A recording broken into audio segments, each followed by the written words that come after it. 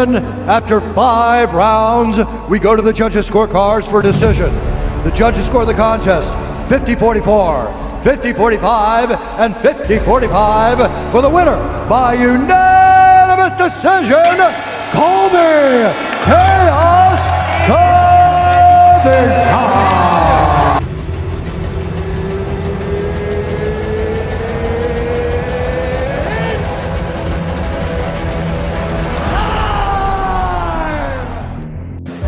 Skills, but good is not enough. You can be great. Fight fans, welcome back to Luxurytainment. Moments after winning a highly publicized grudge match with former training partner Jorge Masvidal at UFC 272, Colby Covington set himself up for another animosity-infused scrap with Dustin Poirier.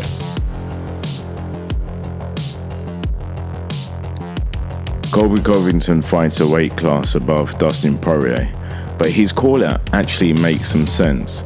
He has twice lost to reigning welterweight champion Kamaru Usman and likely recognizes it's going to take some doing to earn a third shot.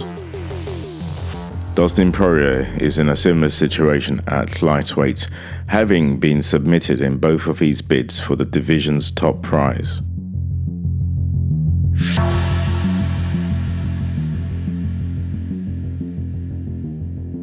Throw in the fact that they seem to harbour some legitimate disdain for one another, and the list of reasons to make the fight starts looking longer than the list of reasons not to. But if it does go down, who would win? As is so often the case when we're talking about world-class fighters, it's difficult to make a prediction confidently, but a closer look at Covington's and Poirier's games reveals some interesting insights. Dustin Poirier is obviously a more polished, more powerful striker than Colby Covington.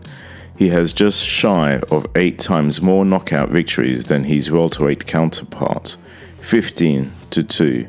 He also lands significantly more significant strikes per minute, 5 compared to Covington's 4. Despite a size disadvantage, he would probably handle his former training partner in a boxing or kickboxing match. But that's not to say Covington's striking isn't effective in MMA. The wrestling specialist boxing is ugly and riddled with defensive holes, but he applies it with such suffocating pressure that it doesn't matter. He also throws such high volume that it negates his apparent deficit in the power department. Think death by 1,000 paper cuts. It's unlikely that we'll see him score any knockout of the year contenders, but he can beat the hell out of people on the feet. Just ask welterweight champ Kamaru Usman, who absorbed 250 significant strikes from Covington over the course of their 2 fights. It's a closer call than one might think, but Poirier's proven slickness and power gives him the advantage. Poirier is a good wrestler, capable of securing takedowns and defending them, but Covington is on another level in this department.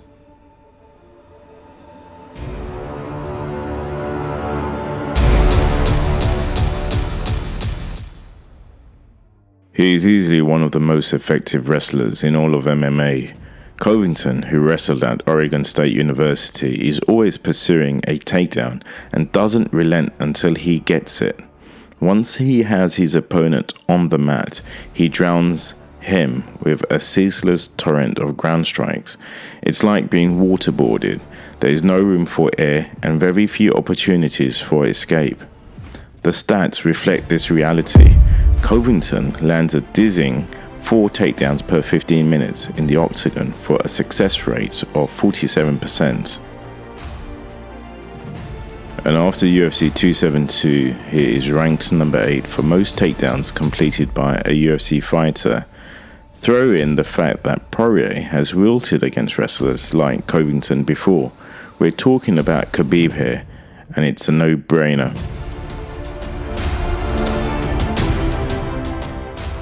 Neither Poirier nor Covington is known for his submissions. Poirier prefers to do his fighting on the feet, while Covington favors a suffocating wrestling attack. It's hard to say who is better at jiu-jitsu. Poirier is a black belt under Tim Credeau and attempts significantly more submissions per 15 minutes than Covington. That implies Poirier is the better submission fighter, but things aren't always as they seem. Both men have 6 submission victories on their resume, but Poirier has nearly twice as many fights as Covington. He's also shown a vulnerability to rear naked chokes, losing both of his previous bids at the lightweight title in this way. Covington's jiu-jitsu is also supercharged by his world-class wrestling.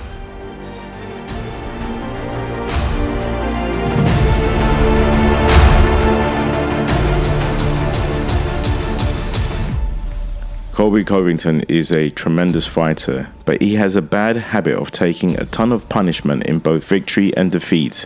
In his last 4 fights, he's absorbed 399 significant strikes, being knocked down 4 times. 5 if you count Masvidal's 4th round stinger at UFC 272, and stopped once. That is bound to take a toll at some point, and given that Covington is already 34, it could be soon. You've also got to consider Poirier's power. At featherweight, he could crack. At lightweight, he might be the hardest puncher in the division. At welterweight, he would probably be even more dangerous. A fight with Poirier would be a bad time for Covington to show even a hint of waning durability. Dustin Poirier has good cardio at lightweight, but we have seen him get tired before. At welterweight, where he'd be carrying at least 15 pounds more body weight, he'd be at far greater risk of burning out. This is especially concerning given Covington's style. The unrelenting wrestler leaves everyone he fights gasping like a fish on a hot dock.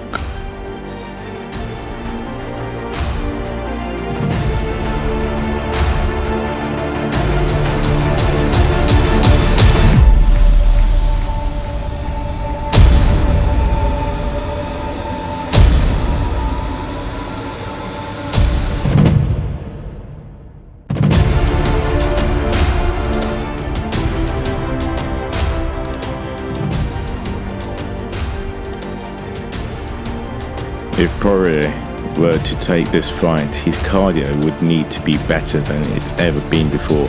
The big question is whether he can take his gas tank to the next level at the age of 33, with retirement seemingly right around the corner. Dustin Poirier is one of the best fighters of this generation, but as the old adage says, styles makes fight, and Covington's style looks like a nightmare for him. The welterweight style's wrestling, high volume striking, and pressure can give anybody fits, and in this matchup, he'd be helped by a size and strength advantage.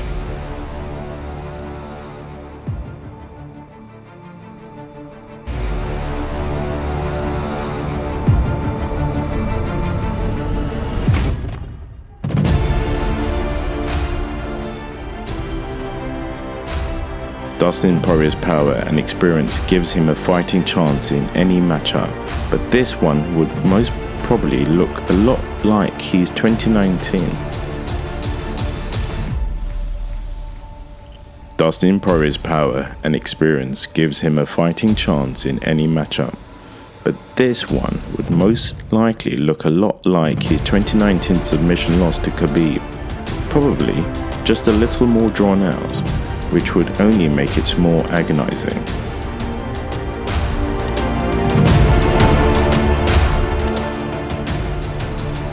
I genuinely like both guys, but I think Colby Covington wins by decision. So guys, who wins this match? Thanks for watching. Please like, share, subscribe, and have a great day.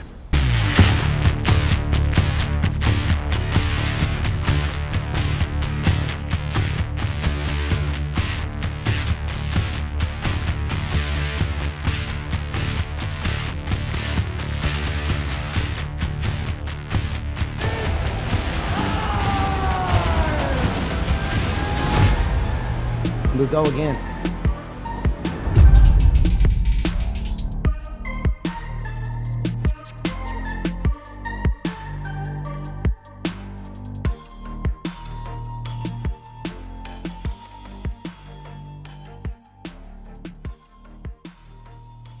go, brother. Let's go.